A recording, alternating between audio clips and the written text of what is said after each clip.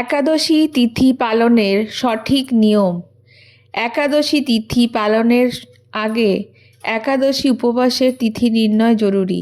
শাস্ত্র অনুসারে একাদশীর সূর্যোদয়ের পূর্বে অর্থাৎ সূর্যোদয়ের 1 ঘন্টা 36 মিনিট পূর্বে যদি দশমী তিথি থাকে তবে সেই একাদশী তিথি ব্রত হিসেবে পালন করা নিষিদ্ধ।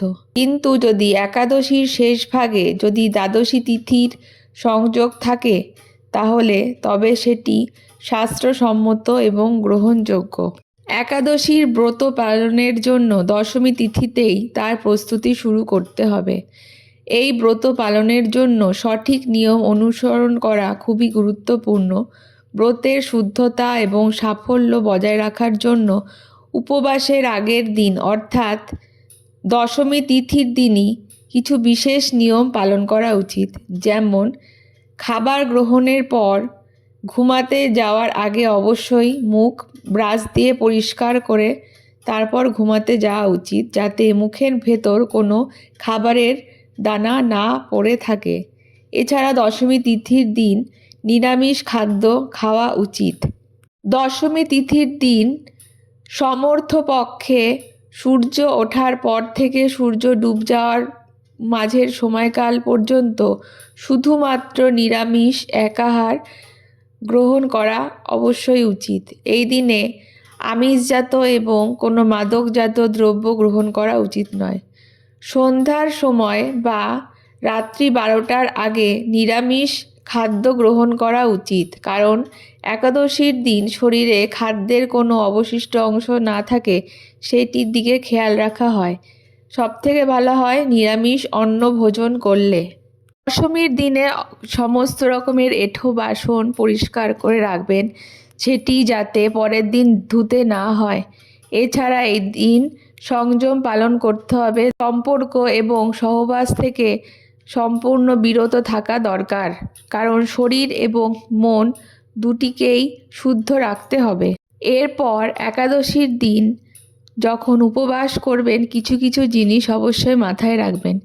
এই দিন সবজি ফল ইত্যাদি কাটার সময় দেখবেন যাতে রক্তক্ষরণ না হয়।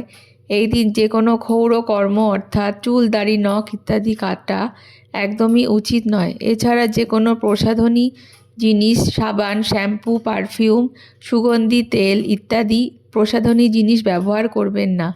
এছাড়া এই দিন সংযম পালন করুন। রাগ পরনিন্দা পরচর্চা হিংসা ইত্যাদি থেকে বিরত থাকবেন। এছাড়া স্ত্রী সংসর্গ পরিহার করা উচিত। একাদশীর দিন সকালবেলা সূর্য ওঠার পর ঘুম থেকে উঠে প্রথমে স্নান করবেন এবং পরিষ্কার একটি বস্ত্র ধারণ করবেন। এরপর আপনার বাড়িতে আপনি যে ঠাকুরের পুজো করেন তার সামনে গিয়ে একাদশী সংকল্প মন্ত্র পাঠ করবেন। সেই মন্ত্রটি হলো একাদশাং নিরাহার স্থিতা অহম অপরে হহনি ভক্ষামি পুণ্ডরীকাক্ষ শরণং মে ভাবাচ্যুত। এরপর সারাদিন আপনারা ঠাকুরের উদ্দেশ্যে ভগবদ্গীতা বিষ্ণু সহস্রনাম তার স্তোত্র একাদশীর মাহাত্ম্য এবং হরিনাম জপ করতে পারেন।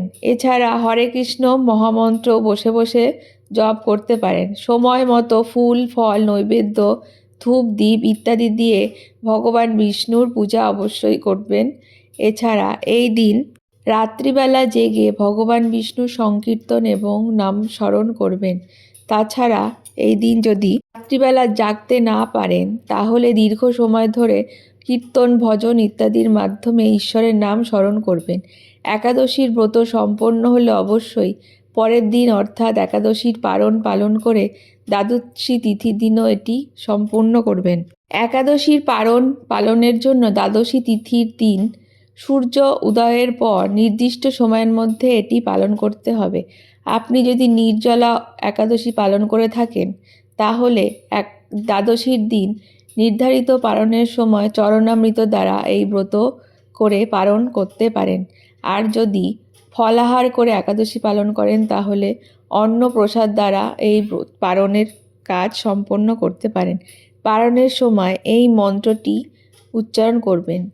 একাদশাং নিরাহার ব্রতেনা নেন কেশব প্রসিদ সুমুখনাথ জ্ঞান দৃষ্টি প্রদ ভব। এছাড়া আরও কিছু মন্ত্র উচ্চারণ করতে পারেন। ব্রত পারণ মন্ত্র: ওং বিষ্ণুর বিষ্ণু বিষ্ণু মম একাদশামুপবাসং পরিপূর্ণং ভবতীতি। একাদশী পালনের সময় ভগবান বিষ্ণুর উদ্দেশ্যে এই মন্ত্রটি বলতে পারেন। ওং নমো নারায়ণ নমঃ। পালনের পূর্বে খাদ্য গ্রহণের আগে এই মন্ত্র উচ্চারণ করবেন। অন্নপূর্ণে সদা পূর্ণে শঙ্কর প্রাণ বল্লভে জ্ঞান বৈরাগ্য সিদ্ধার্থং ভিক্ষাং দেহি চ পার্বতী। পারণ সম্পন্ন হলে কৃতজ্ঞতা এবং ক্ষমা প্রার্থনার জন্য এই মন্ত্রটি বলবেন। ক্ষান্তং ময়াকৃত যদক্ষণাতয়া গোবিন্দ গোবিন্দ হরে মাধব। এভাবে একাদশী তিথি পালন করলে আপনারা ভগবান বিষ্ণুর বিশেষ কৃপা পেতে পারেন। শাস্ত্রমতে এই দিন ঘি, দুধ, জল, ফল ইত্যাদি গ্রহণ করলে ব্রত নষ্ট হয় না। বিভিন্ন রকমের একাদশী তিথি কিভাবে পালন করবেন আমরা এর পরবর্তী একটি ভিডিওতে আনব, সেগুলি আপনারা দেখে জানতে পারবেন। আর এই ভিডিওটি থেকে কতটা উপকৃত হলেন তা অবশ্যই কমেন্ট করে জানাবেন। তার সাথে সাথে চ্যানেলটিকে অবশ্যই সাবস্ক্রাইব করে দেবেন। ধন্যবাদ।